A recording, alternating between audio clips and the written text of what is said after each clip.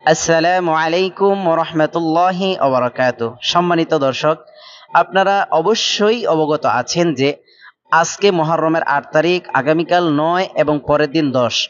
তো ৯ তারিখ এবং ১০ তারিখে ২ টা রোজা আছে। এই ২ রোজা রাখা উত্তম। ইহুদিরা ১০ তারিখে রোজা রাখতো। রাসূল বললেন, "কেন রাখো?" তখন তারা বলল যে, "এই দিনে আল্লাহ তাআলা বনী ইসরাইল জাতিকে তাদের শত্রুদের থেকে আল্লাহ তাআলা মুক্তি দান করেছেন। এইজন্য মুসা আলাইহিস সালাম এই দিনে রোজা রাখছেন, আমরাও রাখি।" তখন রাসূল বলেন, "ফাআনা আহাক্কু বিমূসা মিনকুম।" আমি তোমাদের থেকে মুসা আলাইহিস সালামের বেশি নিকটবর্তী, আমি বেশি হকদার।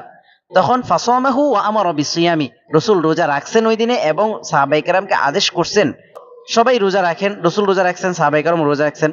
তো একবার সাহাবায়ে কেরাম বললেন, "ইয়া রাসূলুল্লাহ, তুআযিমুহুল ইয়াহুদ ওয়ান নাসারা।" এই দিনটাকে তো ইহুদি এবং নাসারারা তাজিম করে, সম্মান করে।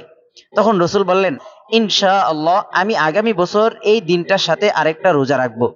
কারণ রাসূল সাল্লাল্লাহু আলাইহি ওয়াসাল্লাম অপর এক হাদিসের মধ্যে বলেন যে, তোমরা ১০ তারিখে রোজা রাখো, সাথে আরেকটা রোজা তোমরা রাখো, ৯ তারিখের রোজা রাখো, অথবা তার পরে একটা দিন তোমরা ১০ তারিখের পর সাথে ১১ তারিখে রোজা রাখো।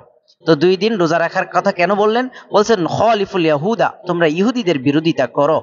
তো আল্লাহ পাক রব্বুল আলামিন আমাদেরকে আমল করবার, বুঝবার তৌফিক দান করুন। আমিন। ওয়া আখিরু দাওয়ানা আলহামদুলিল্লাহি